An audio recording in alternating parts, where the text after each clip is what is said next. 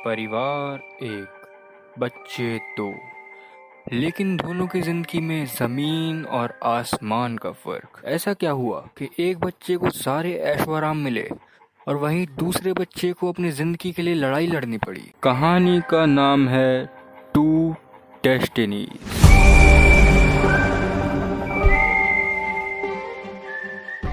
कहानी की शुरुआत में हम लोग एक गांव की तरफ देखते हैं।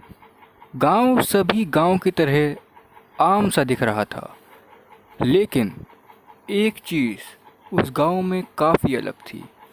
वो गांव काफ़ी आइसोलेटेड था, जैसे उनका दुनिया से कुछ लेना देना ही ना हो, जिसकी वजह से उनका रहन सहन और जीने का तरीका आम दुनिया से बहुत ही ज़्यादा अलग था। एक बात जो मुझे बहुत ज़्यादा खटक रही थी उस गांव के बारे में, वो ये थी कि वो लोग किसी भगवान, अल्लाह, गॉड इन सब में नहीं यकीन करते थे। वो ऐसे ही किसी हायर बीइंग को अपना भगवान मानते थे और उसकी पूजा करते थे। Like it's a cult.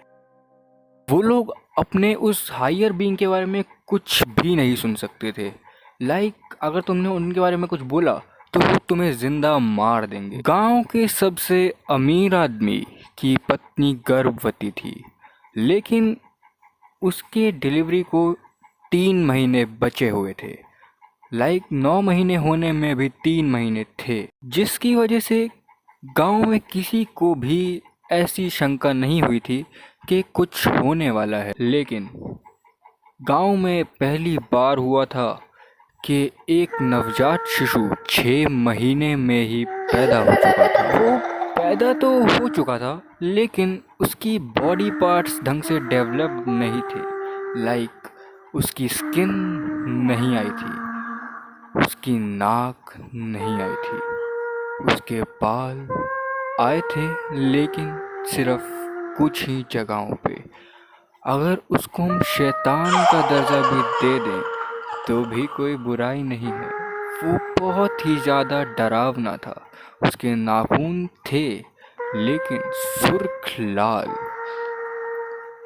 उसकी स्किन के हम लोग आर पार उसकी हड्डियों को देख सकते थे।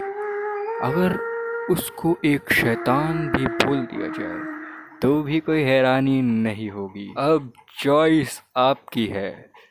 पहली, क्या हम इस बच्चे को यहीं ख़त्म करने की ट्राई करें, या दूसरी, हम इस बच्चे को जंगल में अकेला छोड़ आएं।